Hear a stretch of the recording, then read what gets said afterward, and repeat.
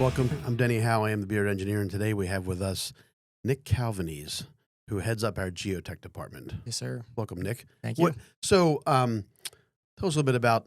I mean, you and I have been together now for about 2 years, right? And we've got our geotech effort out there. Obviously, it wasn't a small lift, but Right. just what I want to do is be able to just kind of get out there more. Exactly what you do, what we do. A lot of our clients, they may, geotech's not what it used to be. Right. It's now more of a much more involved process and a much more involved in due diligence. But anyway, give us a little bit about what you do. Yeah, I mean, us. I think you kind of nailed it because it's, if you ask what a geotech engineer does, I could answer that 5 different ways. Right. I mean, ultimately, I look at us like as if we're just the consultants for everything below grade, right? And that's from Right. design, construction, foreseeing issues that you're going to have. Whether that be, just poor soils or, and we'll find that out in the investigative process. But then, also until you open it up, until you see it, start moving everything around. Yep. And that's why we're out there during construction, whether it be testing the fill, just, looking out, for soil quality, things like that. And ultimately, it's a lot of times if we're called onto a site that, there is already a problem like that. That's where it's like geotechs are, you don't know you need us until you know you need Exactly. us. I was just going to say, we don't really know we need you until we need you. Right. And it's just why it's always good to start the project with the same, with a geotech or, somebody qualified, in soils and things like that, to kind of look out for you. And the whole point is to look out for your best interest looking forward. And I think the reason that it isn't done as much as it should, I mean, in commercial bigger projects it is, but especially on the smaller residential ones. And I get it. It's an added cost. These things aren't the largest budgets. So bringing on somebody to, watch out for that doesn't seem like a big, we don't need that until you do. All of a sudden, you never like a plumber. You don't need them until you need them, right? Exactly. But, we're involved in pretty much every phase of a project from the start. We'll tell you, is it okay to buy this land by doing investigations and things like that? Or, what are your concerns? And that's what I was gonna just lead into saying, for our clients, we do a lot of due diligence upfront work, right? So there's a lot of go no go barriers, and I kind of pride myself at least our firm too, is that while we're engineers, I come from a real estate development background. I worked for a home builder, worked for Bentley Homes, so I'm not just drawing rectangles and putting houses. Right. I'm thinking about how things work. How things are going to work in the future, how they're going to get built, but more importantly, we're always looking to be a huge resource to our clients in the early stages. In those stages of, we're still in due diligence. We might want to buy this property, but I try to check as many boxes of cost that we can. So, like from a due diligence standpoint, I mean, you guys obviously we can do a lot of soil studies and bearing things, but like in the upfront part of a project. Where you're looking to get depth to rock, right, or just identify bad soils. Like, what are some of the pitfalls that we would look out for early on? I know it's a quick loaded question. You weren't ready for it, but no. Right now we have a client call yesterday at the last second, and they need to know depth of rock, and we're out there. That's the one nice thing is we have a drill rig, we have our Mini X, we have guys that can operate bigger Mini X's, so we can get that equipment out on the site. And if we're just going to probe for rock, then we can do that. Yeah, no, it ends up being a pretty seamless process too, because most other companies, geotech related, they don't have guys on staff who can do the digging or their own, definitely not the drill rig. Drill rigs are actually pretty rare. Yes, we're very lucky to have Mr. Plaskett on yes, board. Yes, sir. Yes, we are. He'll be here soon. Don't worry. Oh no, I already told him yesterday when I saw him. But it definitely, there's less lead time. We can jump out there. It's very rare if you called any other geotech company and say, hey, I need you to get out here and do it. Like, I doubt anybody would have said, yeah, I'll get out there this Friday to start digging holes. And the only thing that held us, frankly, from meeting out there that quickly was that the one call. Yeah, that's it. We literally went to our first day that we could get out there, and that was Friday, tomorrow. Yep. But I guess back to your first way, like what's some of the pitfalls that we're looking out for as far as obviously we're always looking for rock. We're looking rock's a big one. I mean, you read my newsletter. That was like things like that. They're rares. I'm going to say you're not going to randomly just find landfills, in some of the spots where you want to dig, but or build. But you know, those are the big, those are big ones. You Well, know, and karst issues, yep, sinkholes, those are always a concern too. So it's always important to do your due diligence before you even go out into the field. yeah, See what kind of formation, see what, you know, what's been documented out there as far as other activity. Um, and yeah, and just doing that due diligence at desktop study before you go out there gives you, you know, a good idea of what you need to look out for. right. Because we're at the end of the day, we're all of us, meaning our clients and us, we're trying to put our arms around what we think the Mhm. costs are going to be. So on a lot of people that watch this will know that if you're doing a project, whether you're doing it with a national home builder or you're doing it with a big commercial project, at the end of the day, things that are kind of static are like lot values or Mhm. square footage of building values and things like that. And they don't really change much. We don't have the ability to change them. Mhm. I always love when I go into a municipality and they're like, well, just ask for more money for your houses. You know, it's like, well, it Doesn't, doesn't yeah, doesn't work that way. yeah, But we're trying to control that other side of it from a cost absolutely. standpoint. And you guys also a huge help in our e-phase company Mm. when we do phase one um, investigations, and then we go to a phase two where we're doing subsurface. I know we've done a lot of work with like sampling down Mhm. below. I think Tom did a lot of Yep, mercury sampling. Like I just want to just absolutely. go through a little bit like what we do in due diligence as far as that kind of stuff that we do. But before we're testing for foundations Mhm. and inspections, like early on, we're maybe sampling depth of rock, Yeah. or we're assisting in phase two subsurface investigation for Mhm. environmental contamination. Yeah. So, I mean, you kind of nailed it in terms of, you know, the ways we helped out during due diligence because, and whether it be we're helping out with the drilling aspect of it, Yeah. you know, somebody else might be doing the phase two, but we're helping out in that regard. Yeah, you know, when it comes to E phase, I mean, I don't think we actually help out too much with them. You don't, but your ability to be able to Yeah. drill with Oh yeah, when we come definitely. across, which I would say probably, you know, out of every 10 phase ones, and I know this is not an E phase discussion, but we were averaging like 6 to 8 phase ones a month, and we're probably up to 16 this Yeah, month. I They've gone up know. quickly, you know, and we know that there's a certain percentage of them that just for one reason or another become a phase two. And when Right. it becomes a phase two, it's always my hope that if we need to do drilling, that obviously we're going to be doing the drilling work. Yeah, no, absolutely. And you know, kind of, I'm not sure where to segue into that one Yeah. Well, because certainly our geoprobe yeah, is it truly helps. It flexible it on is. what it Oh, can do, right? absolutely. From that's one of the reasons why I recommended the GeoPro from the beginning. I'm, Yeah. I'm not a driller myself, but no, Yep. Tom, he has, you know, the experience with the drilling, but me just knowing that rig, it can do a lot of things. It can It- do a lot of heavy duty stuff that, you know, giant, 40-foot mast type yeah. of rigs can do. Not as fast, but it can still do it. Well, and there was a video that Tom had it in the King of Prussia Mall. Yep. I That know. I mean, that That was was a good one. pretty. That was a big You one. know, that got out there and was pretty popular video that was viewed on LinkedIn. Mhm. But even I mean, I had no idea he had that thing inside. You know, the doors of It, the mall and that drill is, inside. you know, not all places he can do that, but it has Right. versatility where he has to like take the mast down a little bit. He has to do some things for that to, Yeah. you know, be doable. But yeah, there's Right. other concerns too, where you have like fumes and CO2 Right. and you know Right. Right. all Right. that stuff. But yeah, no, that's again any other rig we bought, But yeah, you're not and gonna be able to people get don't in there really like that. realize, you know, the places that you need to get sampling and get things Mhm. done and all the work that goes on. So when we go through due diligence, obviously, like in my world, when I'm being called, and I'm kind of deploying you guys from a standpoint of is there rock, where's it at, and things like that. But then we move into like the design phase, Mhm. and now you're doing more samples and more into our lab, correct? Right. Oh yeah, no, definitely. And yeah, that's the area where we're just looking for you know, typical issues that you're gonna see, whether or not you have fine grain materials, Right. which is why you have to do lab testing to see, you know, what the Yeah. plasticity is.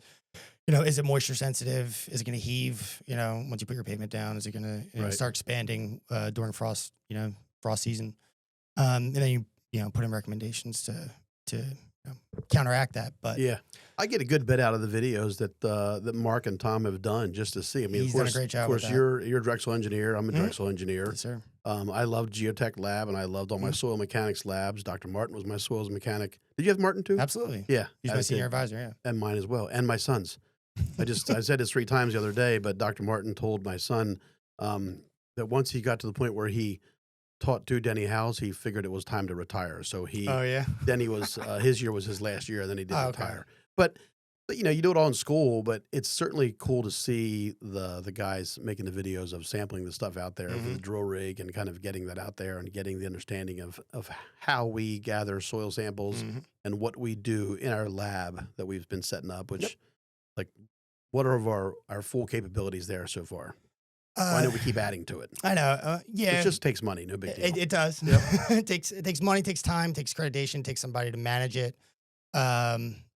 Also, it's kind of one of those things where you kind of need to keep feeding it. And I want as many geotech studies, as we can do, as I can handle. Yep. But even then, it becomes a good asset so that you don't have to send samples out. Yeah. And wait on the results. When we can do it 'cause ourselves time internally, is everything with everything it these is. days. Time is huge. Yep. And it's just another way to control not sending money out, kind of keeping money in house. Right. But as far as our capabilities goes, we're pretty much on the the standard index testing. We'll do grain size limits, things like that. And we'll do proctors. We'll do things that we need, in house, so that I don't have to, like if we're going out to a site to do compaction testing, nuclear gauge testing. We need that proctor information ASAP. So if I have to sit and wait for a lab, I can't go out and test. Yeah. I can't send my guys out with the gauge until they know those numbers. So it's nice that we can do that in house, get those numbers, pretty much within a day or two. And beyond that, the lab's still a work in progress because again, there's time, energy, money that would have to go into making it a full accredited lab and making it cost effective. But Lindsay, our CFO, loves when we put in PO requests for Geotech. Yeah, I know. We're her favorite. Then there are never ones like The Office where you're buying like a new computer monitor for $300 or some more RAM or ROM. There's always like $4,000 or $5,000 of drill bits. I keep telling Tom like to submit his POs more frequently when he keeps saving them up so that Lindsay doesn't get mad at him. I do the same thing with boat bills, and I send them to her and I hide them. So when those two coincide, but all of a sudden, $30,000 come in. So obviously you came here from your previous firm where you were a geotechnical engineer, but then you're kind of thrown into the deep. This has been a fairly significant departure from being, I guess, a staff geotechnical engineer to then being tasked with running the entire geotechnical department, which I think you've done a very good job. And I know it's a lot because we move very fast. But like, how's that been different for you? I mean, it's a lot of different stuff. I'm sure you're being thrown at by a lot of people. In here, Andrew, myself. Absolutely. It's been great. I've always wanted to do it, and it was something I always wanted to. Before, like we talked about it when you interviewed me, I was thinking about starting my own personal little consulting firm. And it's scary. It's a little nerve wracking just from the standpoint of, I'm where, I'm the last line of defense. So my guys do something, it's my fault. Yep. That aspect of it, it's a little stressful, but I've enjoyed it. I've enjoyed mentoring those guys. We've built a pretty good team. I think so. Yep. We built a great team. Yeah. A lot of guys who can do a lot of different things. Versatility is huge in geotech specifically. Yeah. So if you're in geotech and you only do one thing, I only test in the lab. Well, great. Like I need you to be able to test in the lab. I need you to be able to go in the field. We all need to be wearing different hats in order to make this work. Yep. So, but it's been great. We do it well. We do it well. I was going to say to you, you said about starting your own consulting firm and some of the other podcasts we've had. I mean, it's certainly like the world that we're in has changed so much that in maybe 20 years ago, or when I started this business in 1999, you could do it. Today, all of your employees are preyed upon by a relentless barrage of recruiters trying to hire them away, offer them more money. I mean, it would be, to me, it's almost an impossible task to start up something that's related to our business today and try to have your own little 3 or 4 or 5, 6 person effort of whether you're doing engineering and you're not connected to some larger engineering company that's providing more, because it's just impossible. I mean, thinking back on it, I realized it probably would have been a bit of a foolish endeavor. No, I mean, it would have been worth a try. Exactly. I mean, it was just one of those things where I was like, I'm ready to just, give it a go on my own. And there's always the fear of like, hey, I don't know enough. Am I ever going to? And then I've finally came to the realization: you're never going to know enough. No. You're always going to be put in a situation that's Yeah. a little new. I mean, it's great to have 15, 20 years of experience, or 30 plus. Those guys, yeah, they kind of, some of those guys get caught into the, oh, I do know everything. This is why Mindset. I live a thing that I think I have imposter syndrome, because I always when I thought, left in always. 1999 at 29, and my old boss Ted Jacomas, who was a great guy, but I knew that there was one day I could walk down the hall and ask Ted a question, and then the next Monday I could no longer do that, Right. and I had a baby who Mhm. now works for us and has his Right. PE, but still, you're doing that, and you're like, shit, the freaking buck stops right here with Mhm. me, and like, do I really know what I'm doing? So in interviewing you for this job, like, that's what, while I know that, geotech and you're a Mhm. PE, it's more, when I'm kind of trying to make this decision on what to do, it's more of, is this person ready to handle like all of those things being thrown at them? Which, Mhm. if you're not the type that just expects them to, you probably expect each and every day Andrew to be all over you about a new client or a new Mhm. proposal, or me to Mhm. be, or someone that says you didn't call back. But Mhm. like, handling that, if you can like find a way to just expect it Yeah. and embrace it, then it makes things easy. It does. When those things terrorize you, then Mhm. it's not easy. No, and they terrorize me a little bit, from time to Sometimes. time. And it's usually only when I'm overwhelmed with the other 5 things, aspects of our. The actual engineering. Yeah, exactly. Right. Then I'm worried about getting reports out. And I've done a great job. Nate's done a great job of stepping up, and he's becoming a He has. pretty good project engineer. Not to interrupt you, one good way that I gauge how good of a job that you guys are doing is how often I get complained to. So like, Hmm. it's very, if I'm figured. never getting yelled at, and there's other guys in this office here, I'll pay some names: Dave DeCecco, Chris Daly. Mhm. I would never, a client never calls me and yells at me for anything about it. So it's a perfect measure of, if I'm not being yelled at, or I'm not being told how stupid I am about something, then they're probably doing a good job. So like, Yeah. it's definitely a It's a no good news sign. is good news, right? Yeah, Because no one ever, absolutely. no one ever calls me. I shouldn't say no one ever, but very rarely am I ever called for something good, right? So Right. if John Doe is calling me, and it's not for something I'm doing specifically for John Doe, then he's calling me to, You mean you don't get calls saying, "Hey, Denny, what a great great job." Yeah. I No. guess that's what the money's for, right? Yeah. That's good. But yeah. So we move into the design thing. We gather stuff, Mhm. and then obviously we do a lot of geotechnical reports. Mhm. With the hope that we're doing some geotechnical inspections Yep. work, right? That's the end goal. Is to do the investigation, give them a lot of recommendations on how to, or where they're gonna have issues, how they can save money. Yeah. And then have us involved. Usually helps if we're the ones involved because we did the investigation, during the process, so that we can better, guide them through the process, give the contractors some Yeah. guidance, um, and look for not.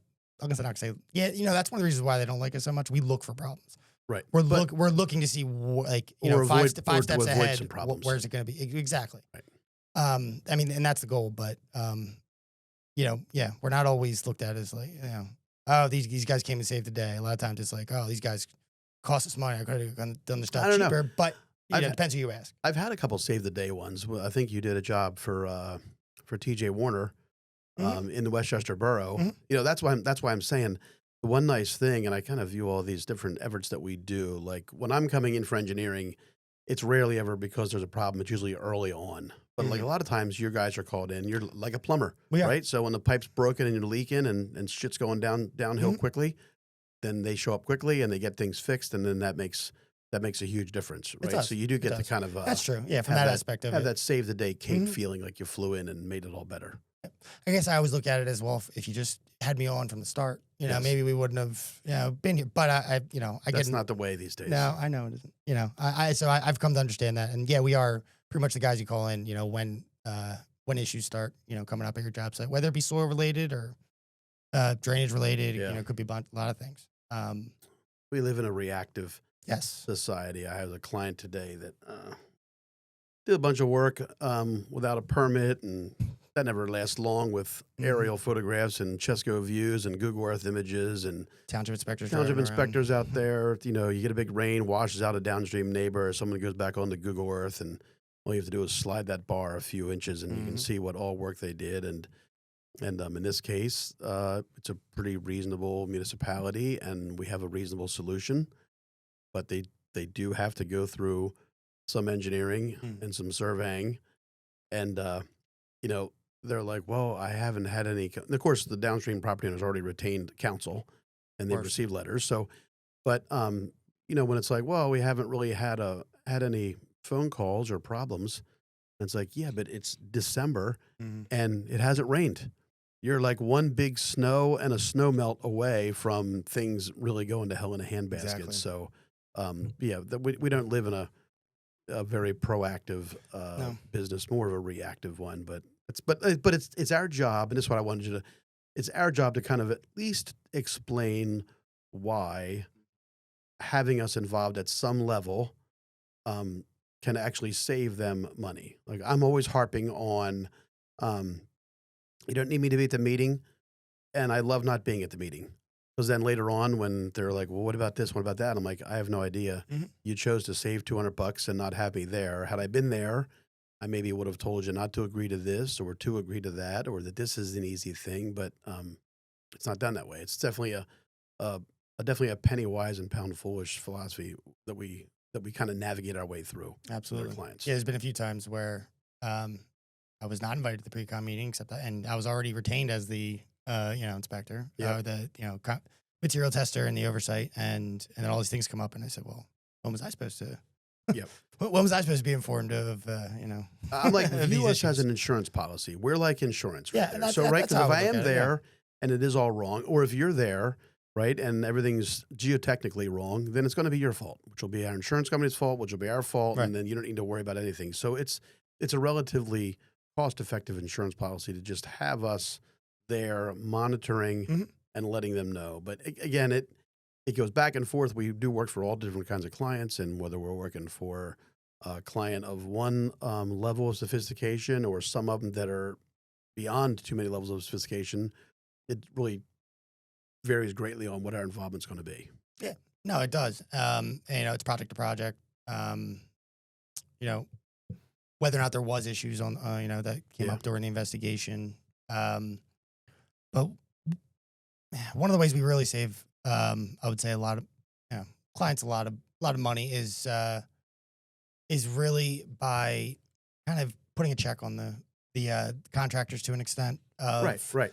of really just if I had a nickel for every time I heard I've been doing this for 20 years, kind of that, or for 50 years Yep. or whatever, and kind of just guiding them and say, hey, maybe you weren't doing it right, for that many years. Right. Maybe just throwing stone in there isn't always the best idea. These are this is why we've learned this over the years. The Yep. consequences of backfilling with this type of material is going to get you, a very poor result, and maybe not this year, but it might be 4 years down the line, Oh yeah. and Or it's going before to you be long term dedicate. maintenance. Yep. That I want to hear a lot where it's like, oh, it's going to be fine. So it's going to be no problem. They put the pavement down, all of a sudden it starts rippling, things like that.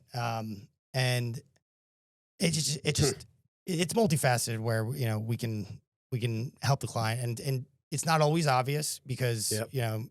God forbid somebody reads one of our reports. Right. A lot of times it's just the reports are there just to well, Throws you off. check a box, or Right. say that we did it, but a lot of times that's in there. Those things are in there that hey, by the way, we saved you potentially $50,000 by Yeah. avoiding that Or problem.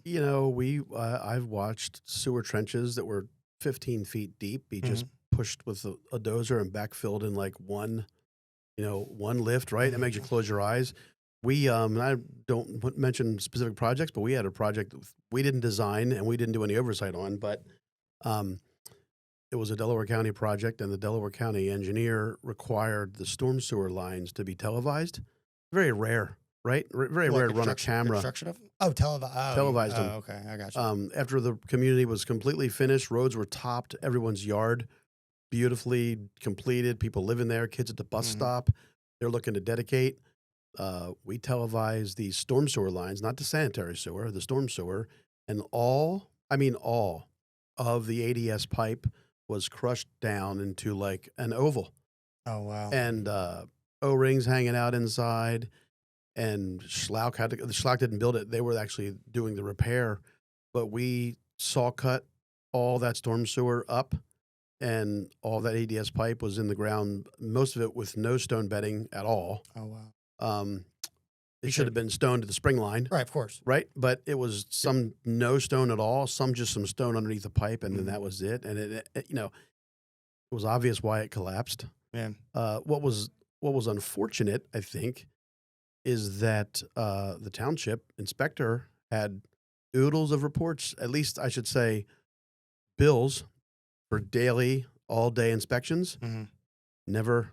I mean, I don't know how they billed 8 hours a day and didn't see that, but it was Wow.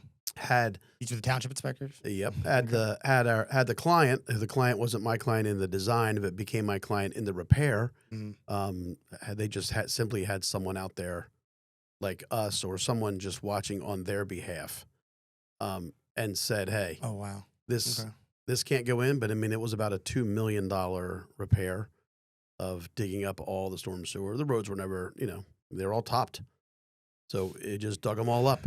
And this is where having really quality guys working for you is really important because there's lots of stories I've heard of that where yeah they've bought they hired people, some firms might hire a guy, just to have bodies in the field, somebody just go watch and report. Yep. um if you don't have the right people though, it's especially in that job, just having done it personally, where it can be very mind numbing and just sitting there watching. Maybe go out and take a test every once in a while. Yeah. It's easy to lose focus, but if you don't have the right guys, But this is obvious, right? I mean, you're like, hey, there's no stone. You're not putting stone into the yeah, spring line. I mean to let to that me, happen that's for a the big whole job, that's a big red flag to me. right? And that probably means that it wasn't, either it wasn't discussed at the start, or it just they never did it, and they got once you let them get. That's the thing with contractors. I love working with them, but you let them get away with it once, they're just going to assume that's okay for the rest of the project. Yeah, and you just don't know. It was a busy when we look back. I do a lot of you look. I'm always interested in when these jobs were built. Like, was it in the Mhm. recession? Was it after recession? Was this pipe crew number 4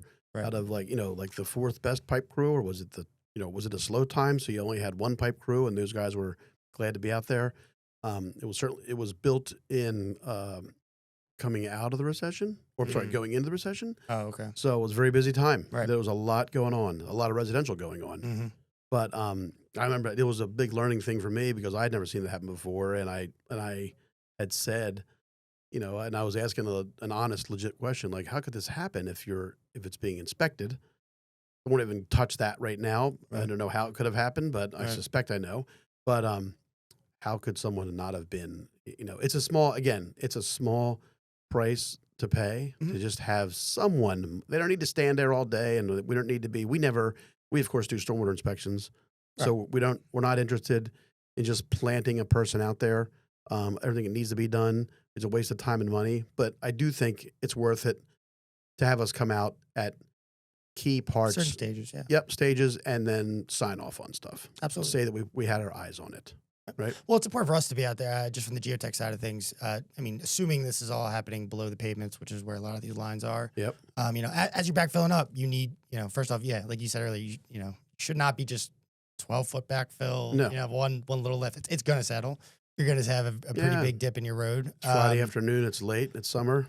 Yep. That's Absolutely. when it happens. And that is one of the important things of having somebody out, not Right. just to do the compaction testing, which is a whole different discussion that, fellow geotechs we can nerd out about. Yeah. But as far as the efficacy of that, but just watching and making sure that, hey, at least visually, I'm watching they compact that in lifts. It looked good. It wasn't pumping. Right. Sign off, done. Sign off, done. Right. And that's one of those. If we're not there though, it depends. Maybe it's not the contracting company made some decision.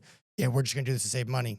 Might have been a guy who's tired at the end, like you said, end of the week, End of the week. and he just yep. said, I want to get out of here. I really need to get home, and just push it all in. Hey, nobody was here.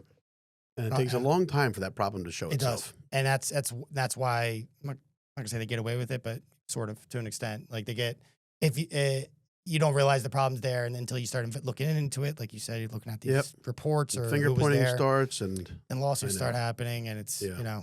it stops a lot of problems that could have been avoided easily. it's just having. It's like I said. It's a. We're in no way advocating that we need to be planted out there, and that's not what we do. Agreed. We're not interested in doing it. This is exactly why we're not municipal engineers. Mhm. We're not municipal inspectors. No one in this office is interested in just standing someplace all day and watching stuff. But Mhm.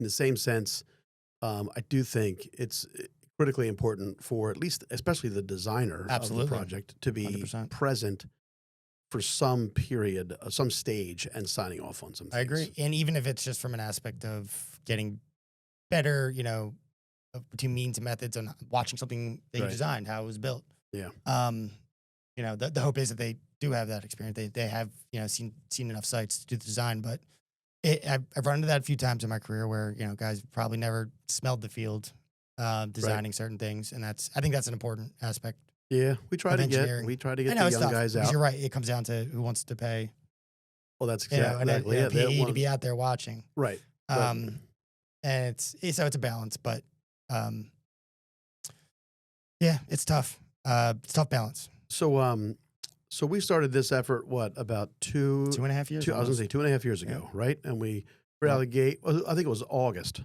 when we bought the drill July or rig. August. Oh yeah, July, August. Yeah, August August is of when we two built it. summers Yep. ago. Bought the drill rig, got the lab, kind of went all in, right? Mhm. And Plaskett, we developed the lab pretty good as we discussed. But like, Absolutely. where where where would you like to see us go? You know where I want to see us going from a geotechnical standpoint, but like where Right. I know where Plaskett would like to see us going with drill rigs that can We like to have a that can fleet. go 1,000 feet on. Yeah. So, Yeah. but like, where do you see our capabilities kind of going next? Um, I'd see them going kind That of. doesn't cost any money whatsoever. No, Well, I'm yeah, kidding you. okay, No. then what we're Yeah, doing. we're doing fine. Yeah. um, I, I see us growing as we get into bigger projects. Different type drill rig. I would definitely keep that drill, but maybe have a second No, drill. that's what I mean. As far as drilling goes, no, yeah, that would be the next step. There would be getting a larger, more, I guess, a little stronger, something Yeah. that they could do like getting through rock, especially in this area when we're doing a lot of drilling in the Chester County and north and Right. Monco and Allegheny and all that, and a lot of rock. Those need a little beefier type of drill Yeah. rigs, and just getting a truck mounted rig doesn't necessarily need to get through a swamp or anything Right. that can get get down to depth at a pretty fast rate. Yeah. It kind of limits on when people from the outside try to hire us, that they know what we're capable of, and they know. I think if it wasn't for Tom and Mark being so good and so Yeah. efficient of being very Agreed. quick and getting down and kind of keeping up with the other guys who were working with just more versatile equipment, or not Right. versatile, more specific equipment. Yeah. Um, then I mean, I'll tell you, if we were to get a truck rig, I think you would even see a lot more going, a lot more external I think proposals coming in. I think Lindsay's Christmas list had truck rig on it, if I'm not mistaken. I'll check with her Her after list? this. Yeah, that she wanted for the company. Oh, I'm sure She it wanted to was see number us. one. I think it was right up It there was on the top. up top there. She said, "Yeah, Yeah. I don't think we're quite there yet. Although last month was great. I think we were drilling a total of 19, 20 days, something like Yeah. that. That was definitely one of our best months. Let's keep it going in a good direction. Do we do any infiltration testing with a drill rig? We do. We do. Yeah, we do. Yeah, we do test borehole. Yeah. And the weird thing with that is that I've done it in the past. Just A seems lot of other faster engineers. than digging a It big is. trench, right? But it's not as I'm not gonna say it's not as accurate. It leaves some room for open interpretation, a Yeah. little bit of variability. It's not the most reliable test because it's very difficult to see at the bottom of that hole. Right, that you're right. preparing your surface. Yep. There's other aspects of it that'll, it's not gonna give you the best. It gives you good data. It's great for prelim. Say, hey, is this even feasible here? And you could always set it up in terms of, all right, we feel confident this is gonna infiltrate at whatever rate. And you can go and then just go back at the end, door construction, and just do your confirmation testing just to be sure. Well, and that was going to be my last topic. There's so much with the MPDS regs changing. I'm not sure how much you guys are involved in this, but you will be. We're doing We're doing doing decent amount. Yeah. we're doing a lot more testing, right? We're Mhm. doing testing that is upfront during the design. There's going to be testing that's going to be done that's during construction, Mhm. and there's going to be testing done that's even after construction. Sounds about right. So we were just looking at an attachment for the Mini X that's like an auger. DeCheco was looking at it. That'd be great. That just goes on the end of the thing so we can actually do perk holes, but it could also do our monument holes for Yeah. survey monuments and things like that. I would be on board. I mean, if you asked, Tom or Mark that, they'd be, raising their hands. Yeah. They want a all the second. They want all the types of equipment we can get, Of and that course. would be a great asset for Yep. even some of my investigations where it's like, you know, especially for residential, whereas, we've had guys ask like, "Hey, can you come out and do test borings?" And I'm like, "Well, I'm not sure you want to pay that much Right, to right, do right, test right. borings. We'll come out, maybe we'll do a test pit if we can, or we'll go out and do manual augers just to give you an idea. But to But do the something like auger, that would be great. I know on the end of the Mhm. mini X, we live in a neat They got time. there's other attachments that have that too. You could do that on bobcats, Yep. skid steers. Not necessarily sure we need that. The only time we really need it is for clearing, but we could just use Right, an excavator for that. right. Um, if there was one thing that we would probably invest in, it probably would be a second excavator, to be honest. Yeah, well, we're A looking. larger. Yep, that's kind of what I was. We are. Knox is like this The lately. I'll tell guys you had that. Knoxes out last night, down to our Flyers suite box Oh, nice. for Okay. Flyers game. Awesome. So, but certainly another mini X and another hook truck for us to. Mm. I just think testing is going to just continually go up. I mean, I think right now we're in not too bad a spot, but we could be. There's times when we're 4, 5, 6 weeks out on Oh, testing. absolutely.